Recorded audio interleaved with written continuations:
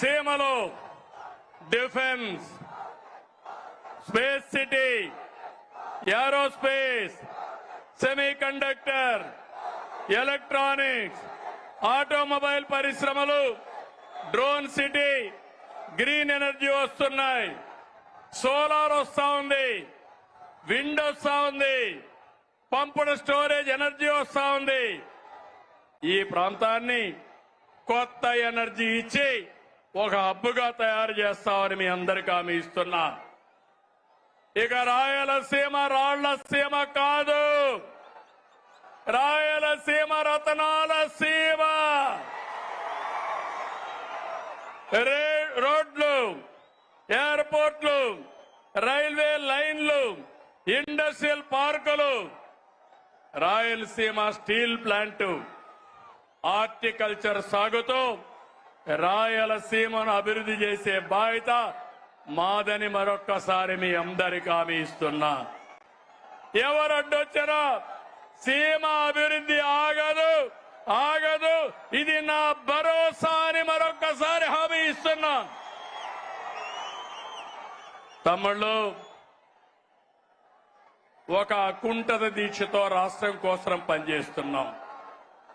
నేను, మిత్రులు పవన్ కళ్యాణ్ గారు, మా ఆలోచన ఒకటి, ప్రజలకు న్యాయం జరగాలి, రాష్ట్రాన్ని మళ్లీ పునర్నిర్మాణం చేయాలి, మీరందరూ గర్వపడే విధంగా మీ భవిష్యత్తును తీర్చిదిద్దాలని నేను, మా మిత్రుడు పవన్ కళ్యాణ్ గారు ఇద్దరం ఆలోచిస్తున్నాం. మాకు ఈ ధ్యాస తప్ప వేరే ధ్యాస లేదు. ప్రజల అభివృద్ధి, భవిష్యత్తే మాకు ముఖ్యం. రాష్ట్రానికి మంచి చేయాలనే మా సంకల్పానికి కేంద్ర ప్రభుత్వం పూర్తిగా సహకరిస్తున్నారు. నరేంద్ర మోడీ గారు అయితే అన్ని విధాల అండగా ఉన్నారు. వారికి సభాముఖంగా కరువు సీమ, కరువు జిల్లా అనంతపూర్ నుంచి కృతజ్ఞతలు తెలియజేస్తున్నాను. మీరు కూడా తెలియజేయండి. ఎవరైనా ఒక మంచి పని చేస్తే, ఎవరైనా మన కోసం సహాయం చేస్తే మనం కూడా వాళ్ళకి ధన్యవాదాలు, కృతజ్ఞత తెలియజేయాల్సిన అవసరం ఉంది. అయితే తమ్ముళ్ళు, ఈ సభ ద్వారా 3 పార్టీల కార్యకర్తలకు, నాయకులకి ఒకే మాట చెప్తున్నా. మీరందరూ కూడా కాలరెగరేసుకుని తిరిగే విధంగా పాలన అందిస్తున్నాం, హామీలు నెరవేరుస్తున్నాం. కేంద్రం కూడా నెక్స్ట్ జనరేషన్ రిఫార్మ్స్ తో దేశాన్ని ముందుకు తీసుకుపోయే పరిస్థితికి వచ్చారు. నేను వేదిక పైనుండే వాళ్ళని, కింద నుండే మిమ్మల్ని అందరినీ కోరుతున్నా. మనం పాలకులం కాదు, సేవకులం. మనం పెత్తందారులం కాదు, ప్రజల భవిష్యత్తు కోసం పనిచేసే వారసులం అని చెప్పి మాత్రం మీ అందరికీ తెలియజేస్తున్నా. అందరూ గుర్తుపెట్టుకోవాలి, అహంకారం వద్దు, అవినీతి, ఆలసత్వం, అసంతృప్తి అనేది మన దగ్గరికి రానియద్దండి. ఏ పొరపాటు చేయొద్దు. అదే సమయంలో 3వ పార్టీ నాయకులను కోరుతున్నాను, ఎమ్మెల్యేలు కోరుతున్నాను, పార్టీల జెండాలు మోసి మనల్ని గెలిపించిన కార్యకర్తలకి న్యాయం చేసే బాధ్యత పైనుండే నాయకుల పైన ఉంది. ఒక పార్టీ అని కాదు, గ్రామ స్థాయి నుంచి రాష్ట్ర స్థాయి వరకు 3 పార్టీలకు న్యాయం చేయడం మా ధ్యేయమని మరొకసారి మీ అందరికీ హామీ ఇస్తున్నాను. మీలో కూడా ఐకమత్యం రావాలి, అందరం కలిసి పనిచేయాలి. కలిసి ఉంటేనే మనకు బలమని మరొకసారి మీ అందరికీ విజ్ఞప్తి చేస్తున్నా.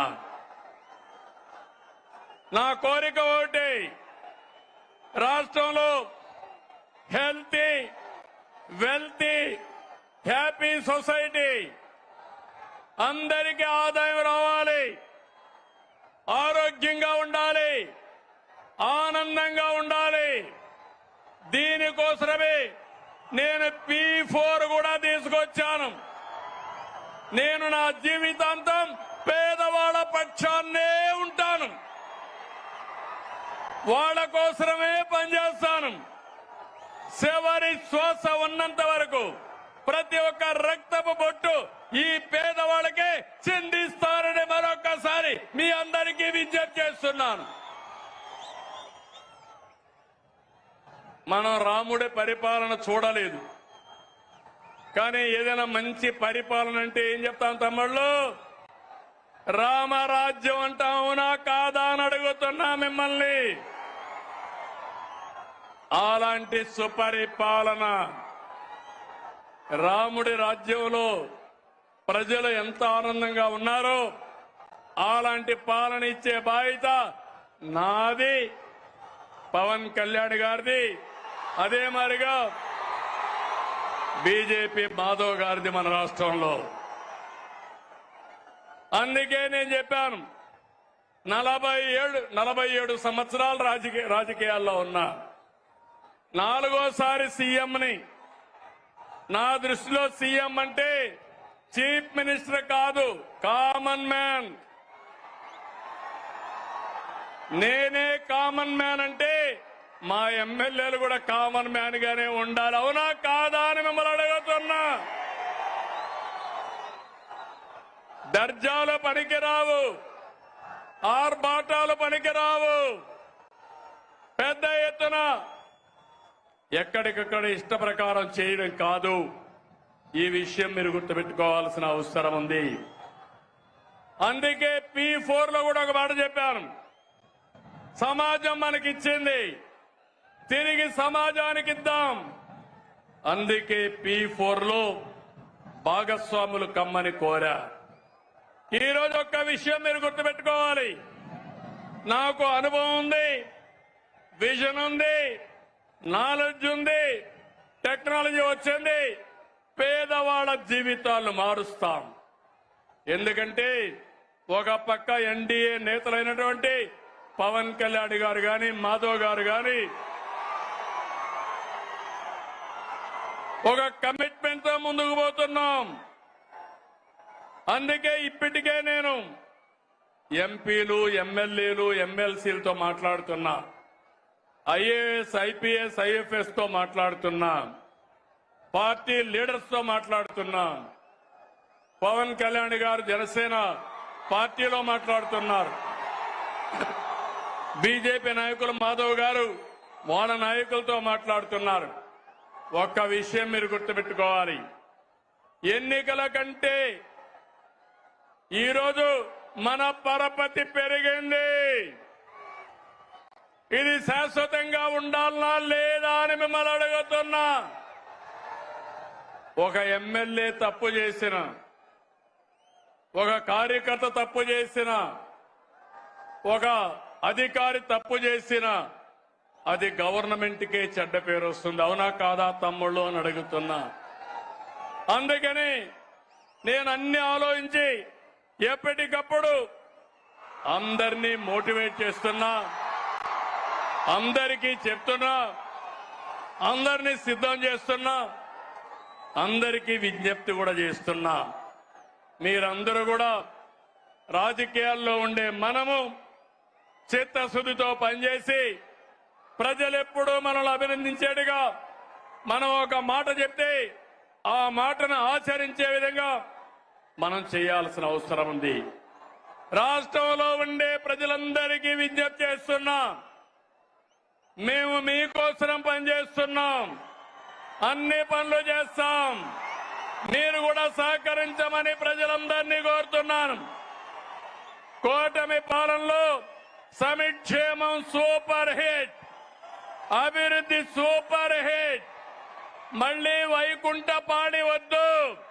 శాశ్వతంగా కూటమి ఉంటే మీ భవిష్యత్తు బంగారు భవిష్యత్ అని మరొకసారి విజ్ఞప్తి చేస్తున్నా.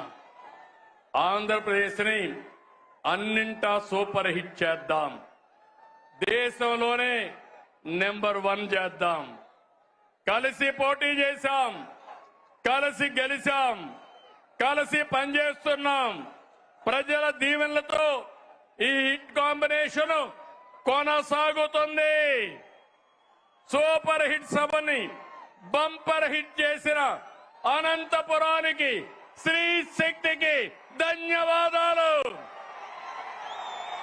Thank you Anantapur, thank you Anantapur. వచ్చిన వాళ్ళందరికీ మనస్ఫూర్తిగా ధన్యవాదాలు. ఇదే ఉత్సాహం శాశ్వతంగా చూపేయండి. ఈ రాష్ట్రాన్ని ఎక్కడికి తీసుకెళ్తామో మీరే చూస్తారని మరొకసారి విజ్ఞప్తి చేస్తూ, ఇక్కడికి వచ్చినప్పుడు, జిల్లాకు వచ్చినప్పుడు నాకు కొన్ని విషయాలు చెప్పారు.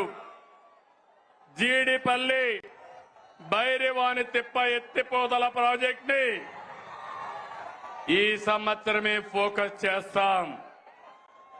జీడిపల్లి పేరూరు ప్రాజెక్టుకి ఫోకస్ చేస్తాం. అంద్రి నీవా 36 ఏబీసీలు ప్యాకేజీలు ఉరవకొండ, కళ్యాణదుర్గం, రాయదుర్గ నియోజకవర్గాలకి ప్రయోజనం వస్తాయి. మడకశిర బ్రాంచ్ కెనాల్, తుంగభద్ర ఎగువ కాలువ, హెచ్ఎల్సీ ఆధునీకరణ, ఇవన్నిటిపైన శ్రద్ధ పెడతాం.